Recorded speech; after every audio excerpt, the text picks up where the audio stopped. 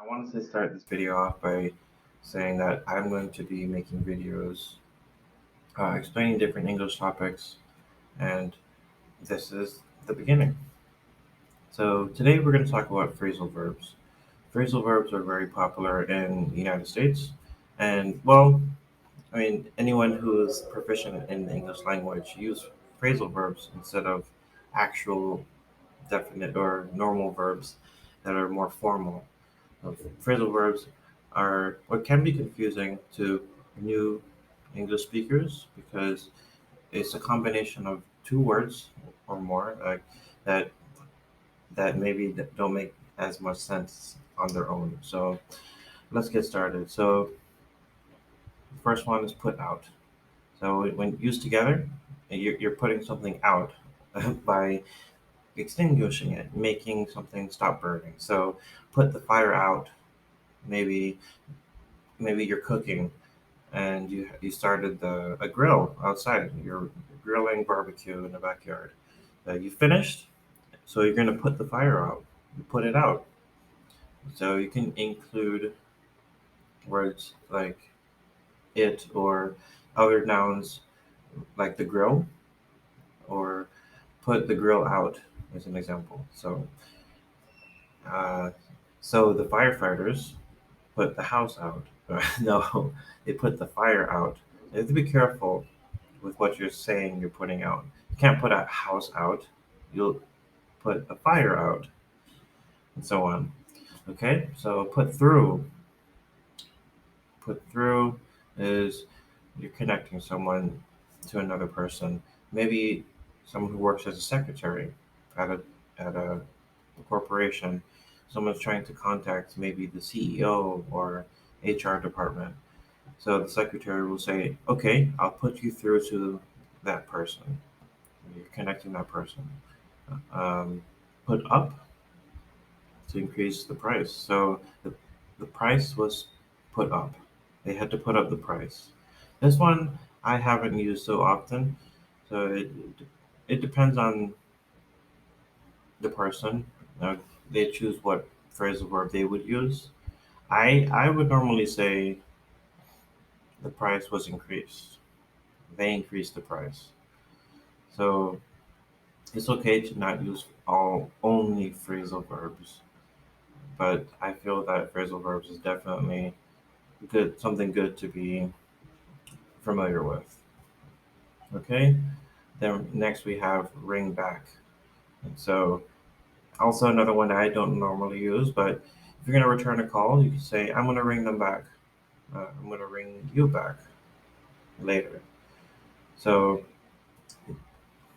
ring up is you're gonna call someone, and you're not calling someone back. Like they didn't call first. You're calling first when you ring up somebody.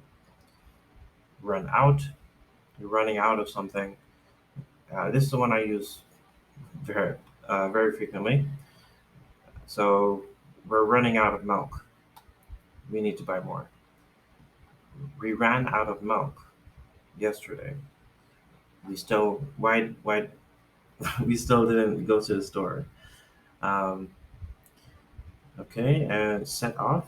You can set off on the journey. That's what I did. I'm traveling the world. Talk more about that in another video. And so we're gonna set off tomorrow on our trip on our vacation. Set out is very similar, I would say, but I mean using set in general, but it can have a completely different meaning. So set off, set out. So you're starting something, but you're not going anywhere.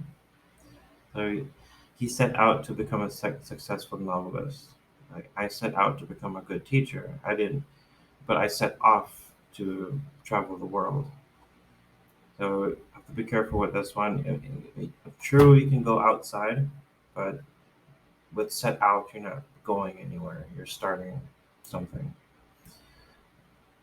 So set up, you're starting a business. You're starting something in general. So no, well, mostly related to businesses, organizations. So you could set up